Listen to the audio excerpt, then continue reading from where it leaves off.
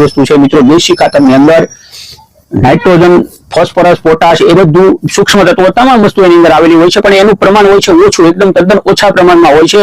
પણ સૌથી મહત્વની વાત, મેઇન પોઈન્ટ જે દેશી ખાતરનો, જે ઓર્ગેનિક ખાતરનો, જે આપણે સેન્દ્રીય ખાતરનો જે મેઇન વસ્તુ છે એ છે મિત્રો કે એની અંદરથી તમને ઓર્ગેનિક કાર્બન સૌથી વધારે પ્રમાણમાં મળે છે। અને ઓર્ગેનિક કાર્બન જે તમને સૌથી વધારે પ્રમાણમાં ઓર્ગેનિક કાર્બન મળે છે, જે સેન્દ્રીય ખાતરની અંદર રહેલો છે, જે બીજા તમારા રાસાયણિક ખાતરમાં આવતો નથી। ઓર્ગેનિક કાર્બન છે એની સંજ્ઞા છે માઇનસ।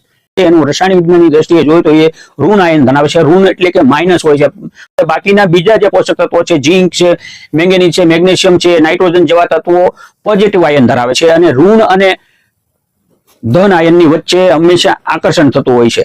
ઋણ અને ધન આયનની વચ્ચે આકર્ષણ થતું હોય છે, એટલે કે ઋણ આયન ધરાવતું તમારું ઓર્ગેનિક કાર્બન છે, જે ધન આયન ધરાવતા બીજા જે તત્વો છે, ઝીંક છે, બોરોન છે, મેંગેનીઝ, મેગ્નેશિયમ જેવા, નાઇટ્રોજન, ફોસ્ફરસ, પોટાશ જેવા ઘણા ભાગના, મોટા ભાગના તત્વો જે છે એ પોઝિટિવ આયન ધરાવતા હોય છે। અને પોઝિટિવ આયનને આ ઋણ આયન આકર્ષે છે અને ખેંચીને લાવે છે, જકડીને રાખે છે અને છોડને જરૂરી પ્રમાણમાં ધીમે ધીમે એને આપે છે। તો જો આ રીતે છોડને તમારી અંદર, જે તમારા જમીનની અંદર જે નાખેલું અગાઉનું જે રાસાયણિક ખાતર છે, જેની અંદર રહેલા પોષક તત્વો જે અલભ્ય છે તેને ખેંચી અને લાવે છે અને છોડને આપે છે, એટલે તમારા પાકની અંદર રિઝલ્ટ બેસ્ટમાં બેસ્ટ મળે છે। બીજા તત્વોની લભ્યતા વધારવાનું મોટામાં મોટું કામ આ સેન્દ્રીય ખાતરમાં રહેલું ઓર્ગેનિક કાર્બન કરે છે। અને આ ઓર્ગેનિક કાર્બનના લીધે તમારા જે અગાઉના નાખેલા ખાતરો જે છે, અથવા તો તમે હમણાં જે કઈ રાસાયણિક ખાતરો ઉપયોગ કરો છો, એના વધુમાં વધુ એના તત્વો તમારા પાકને મળી શકે છે।